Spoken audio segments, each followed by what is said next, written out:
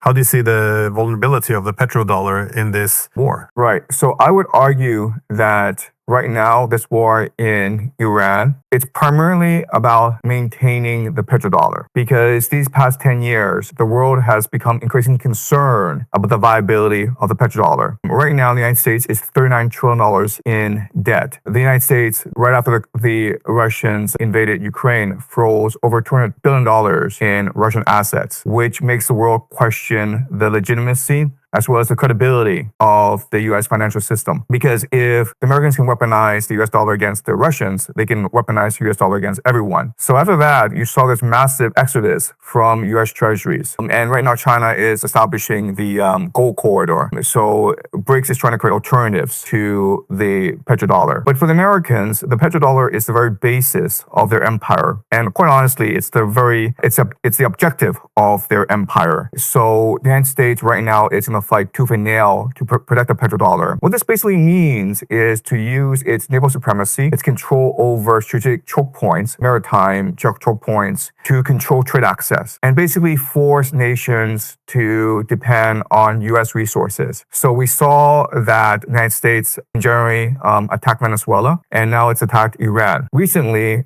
these past few days, there was a Ukrainian drone strike on Russia's main export hub, which basically took off 40% of Russian oil from the global market. And so Europe and East Asia are now forced to depend on the United States, North America, for energy. And right now we're seeing a pivot from Europe and East Asia over to North America. And so that's a strategy in place where the United States basically wants to take off Russian GCZ oil and force the world to buy from the United States, which protects the petrodollar. But what we know from history is that this sort of hubris will lead to a backlash, and it will lead to the world unifying against America eventually. Because quite honestly, America used to be the policeman of the world, and that's become the pirate of the world. And so maybe in the short term, you will see the strategy working out, but definitely in the long term, you will see the world becoming much more aggravated by this piracy